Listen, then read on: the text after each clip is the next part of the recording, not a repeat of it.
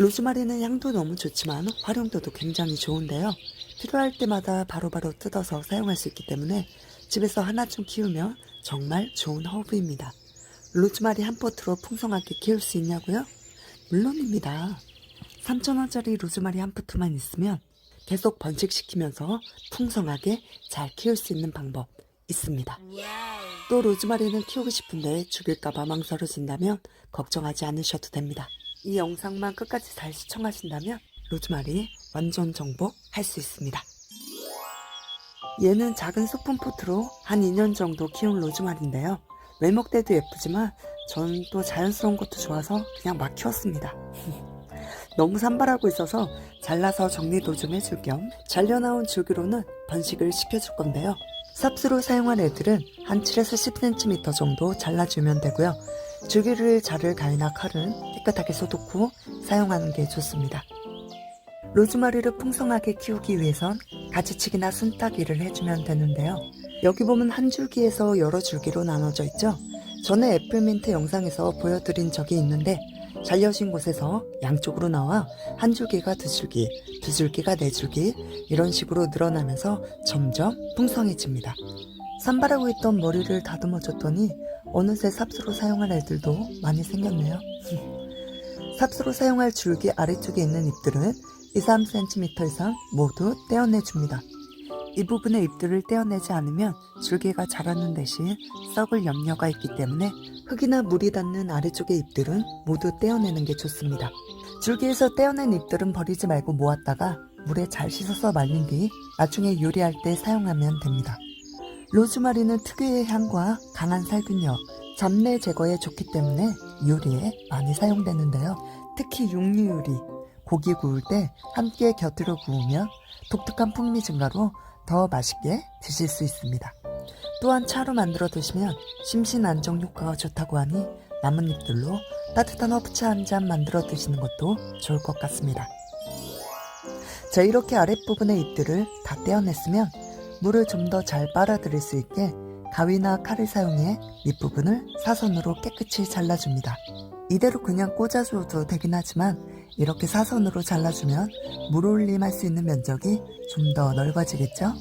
자, 이렇게 만들어진 삽수는 삽목하기 전 한 10분 정도라도 미리 물에 담가 물올림을 해주는 게 좋습니다. 삽목을 할 때 사용할 흙은 영양분을 크게 필요로 하지 않기 때문에 거름기가 없는 무비상토를 사용하면 되는데요. 굳이 삽목을 하기 위해서 무비상토를 새로 살 필요 없이 분갈이하고 남은 재활용 흙을 사용하시면 되고요. 아니면 그냥 상토를 사용해도 괜찮습니다. 흙을 재활용할 땐 그냥 사용하면 안 되고요. 반드시 팔팔 끓인 물에 소독 후 사용해야 합니다. 자, 삽목할 화분에 물을 미리 줘서 흙을 촉촉히 만들어준 후 물올림해서 준비해두었던 삽수를 꽂아줍니다. 그냥 꽂아줘도 되긴 하지만 줄기가 좀 꺾일 위험이 있으니까 안전하게 구멍을 내준 후 삽수를 꽂아주고요. 흔들리지 않게 흙으로 잘 눌러줍니다. 삽목이 끝났으면 다시 한번 물을 충분히 줍니다. 삽목 후엔 뿌리를 내릴 때까지 물이 마르지 않게 신경 써서 물관리를 해주고요. 약 3주 정도 직사광선을 피해 방그늘에 두면 됩니다. 자, 물꽂이를 할 때는 잎을 제거한 부분만 물에 잠기게 꽂아주고요. 뿌리가 날 때까지는 물이 너무 탁해지지 않게 자주 갈아주는 게 좋습니다. 물꽂이의 장점은 뭐니 해도 뿌리가 나오는 걸 눈으로 직접 확인할 수 있다는 점인데요. 대략 보름에서 한 달 정도면 옮겨 심어도 될 만큼 뿌리가 나옵니다. 이건 지금 뿌리가 굉장히 긴데요. 이 정도까지 기다릴 필요 없고요. 어느 정도 뿌리가 나왔다 싶으면 바로 심어주면 됩니다.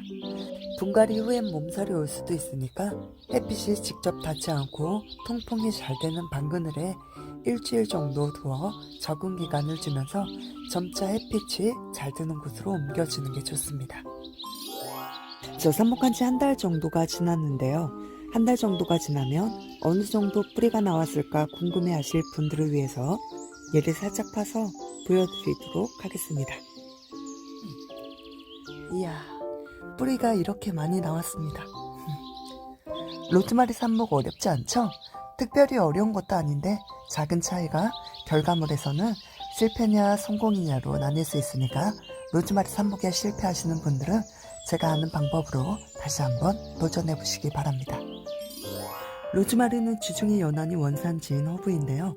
배수가 안 되거나 물을 너무 자주 주면 과습으로 인해 죽을 수도 있기 때문에 배수가 잘 되는 흙에서 조금은 건조한 듯이 키우는 게 좋습니다. 그렇다고 물을 너무 안 주면 말라 죽을 수 있겠죠? 안녕히 계세요, 여러분. 보통 줄기 아래쪽부터 잎이 검게 변하면서 죽는 건 대부분 과습이 온 경우입니다.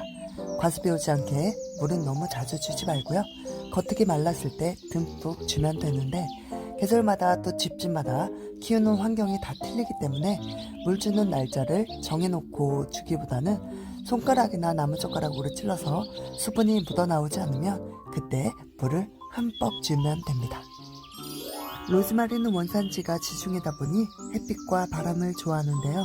빛을 좋아하기 때문에 실내에서 키울 땐 최대한 볕이 잘 들고 바람이 잘 통하는 밝은 창가 쪽에서 키우는 게 좋습니다.